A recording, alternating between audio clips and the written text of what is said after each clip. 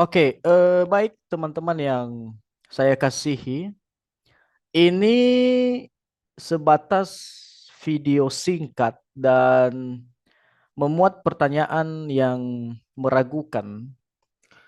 Kalau kita lihat ini surat dari Kementerian Agama terkait pendaftaran calon peserta seleksi administrasi PPG mata pelajaran Pendidikan Agama Kristen dalam jabatan tahun 2025. Maka kita menemukan di bawah ini di bagian B, alur pelaksanaan. Jadi ada teman-teman kita yang telah mendaftar, telah mengajukan pendaftaran. Lalu setelah mereka mengajukan pendaftaran, mereka tidak tahu apakah ajuan mereka itu ditolak atau di eh, diterima gitu ya. Oleh karena eh, mereka tidak tahu itu dapat dari mana dan lain sebagainya. Tetapi yang menjadi pertanyaan mendasar adalah kalau kita lihat di bagian nomor 5 ini, apabila ajuan ditolak perbaikan, guru dapat memperbaiki ajuan PPG-nya dan mengajukan ulang dengan batas waktu paling lambat 9 Februari 2025. Artinya minggu besok ini teman-teman. Tetapi yang menjadi pertanyaan adalah di bagian pendaftaran di bawah ini. Nah, jadi pendaftaran di Simpatika itu dilakukan tanggal 5 sampai 10. Jadi masih masih berjalan ini teman-teman.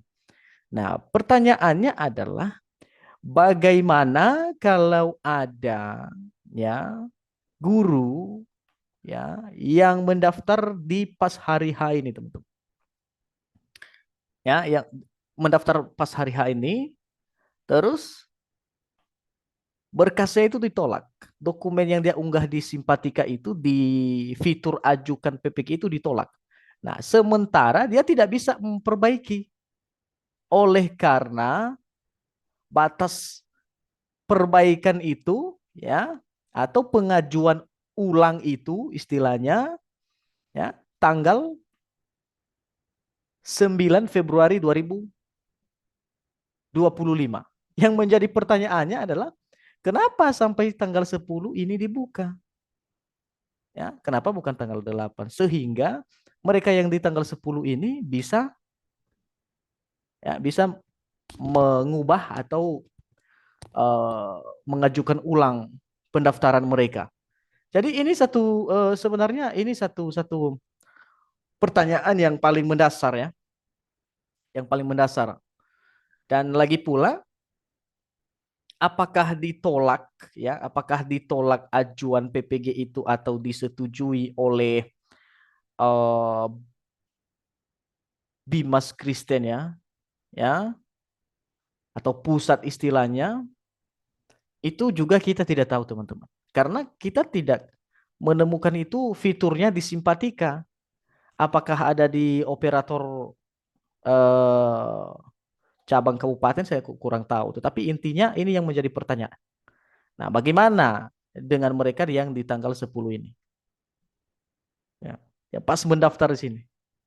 Atau juga bagi mereka yang sekarang mendaftar tanggal 8.